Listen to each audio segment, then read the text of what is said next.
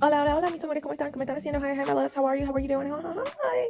Okay, so I'm back with another video podcast. Okay, y'all. So we've had Mentee, Bishop T.D. Jakes' Mentee, that has now come forward and is talking about grooming.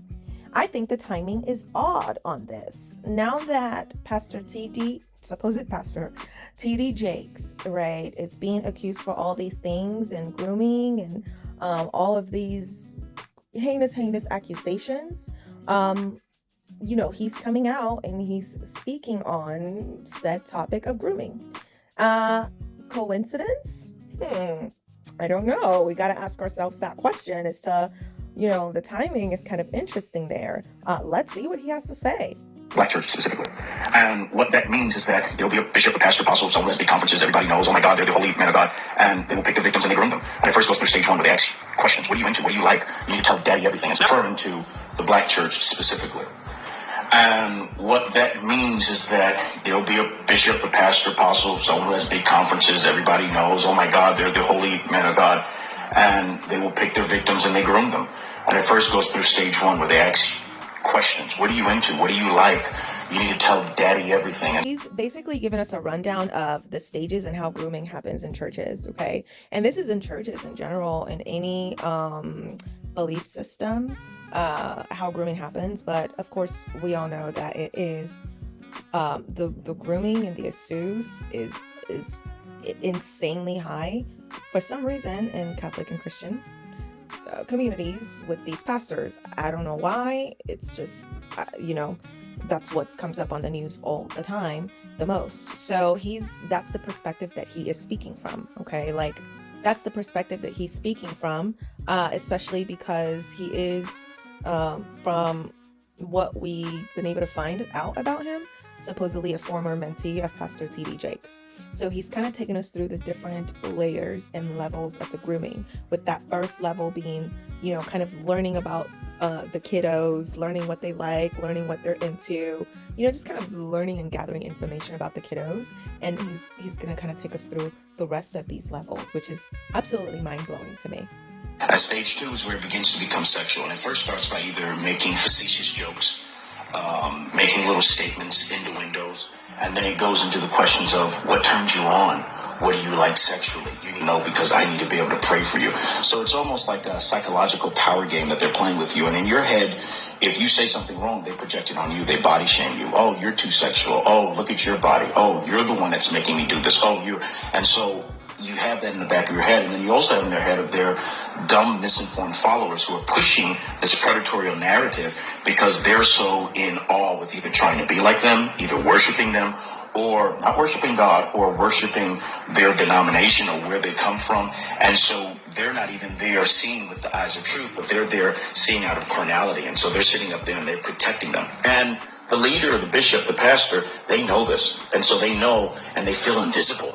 Don't forget to go ahead and smash that like button for me, okay? Oh my God, thank you so much. Don't forget to smash that like button for me, smash that subscribe button for me, all right? And also make sure to click on my link below to my website and subscribe. We'll be sending out weekly newsletters, and also the book that I'm currently working on will be coming out soon, okay? And that book is gonna be so bomb, y'all. Like, that book is gonna go in greater detail on the history of women, right? And all of the different roles that these males have had us play in their little game and in their patriarchy, and how they've continuously, the one consistent pattern over all the years is how women have been objectified in every single area, in every single part of their game, almost like treated like herd of animals. It's really crazy. So we're going to take a look at the woman's journey. We're also going to take a look at where we are now, where we're going in the future. It's going to be such a really good book. And so when you subscribe through the website, you will be the first one to know once that book drops. Okay, so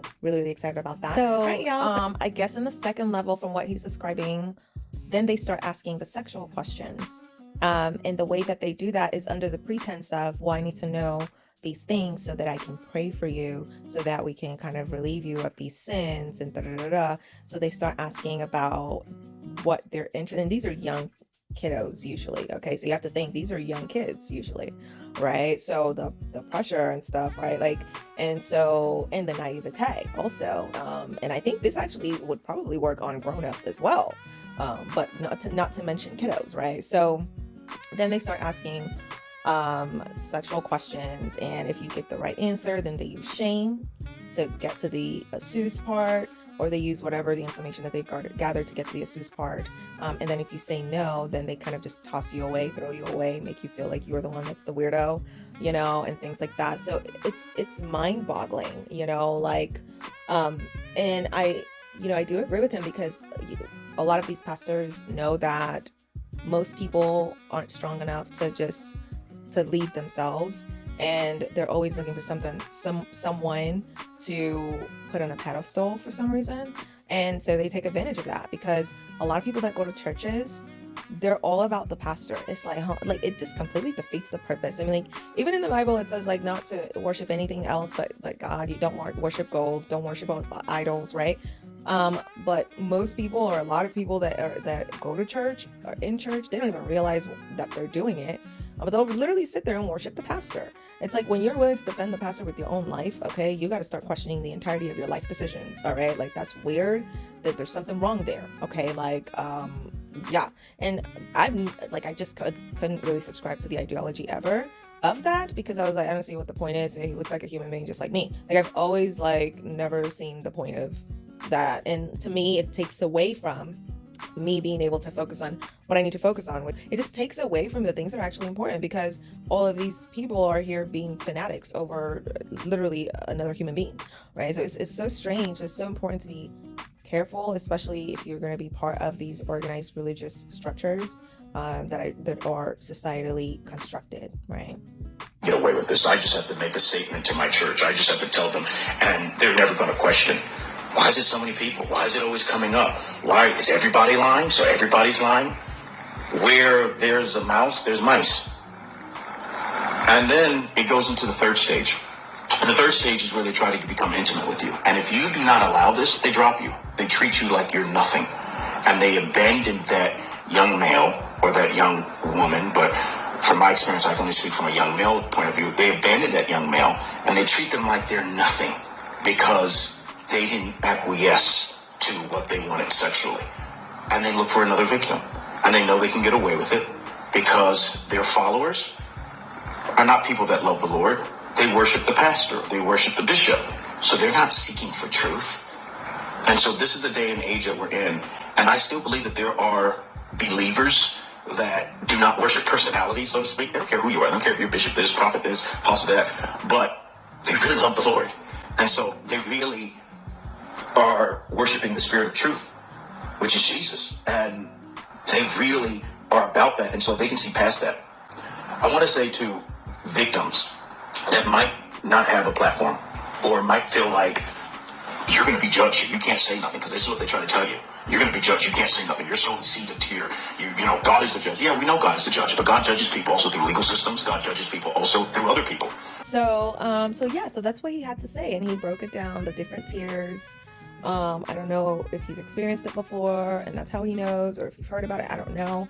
But this just recently came out, and it's really eye-opening. It's mind-boggling, right? Like, I don't even know how so many people, and these are mega churches. This happens in mega churches. So with that, thousands and thousands and thousands and thousands of people just following one person that is literally a human being. Like, oh, and then this human being claims that they hear things from God, and hear all those thousands of people go. Like, human beings kind of heard, basically. But it's very, very important to be so careful. Because this happens every day in organized religious structures. Okay. So that's what he's speaking on. Let me know what y'all think about this. Is it a coincidence? Like, where are you at? All right. As far as this particular issue goes.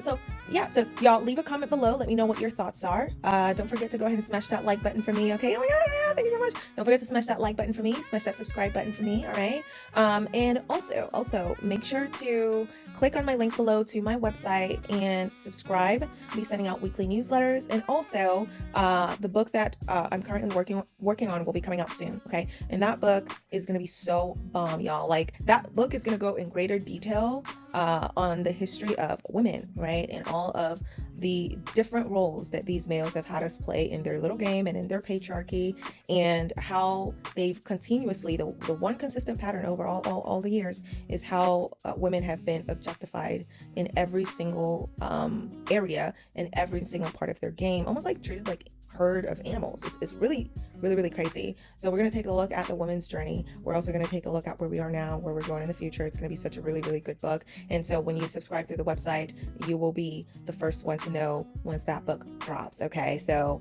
really, really excited about that. All right, y'all, so leave it in the comments below what your thoughts are, and I will see y'all in the next one. Bye.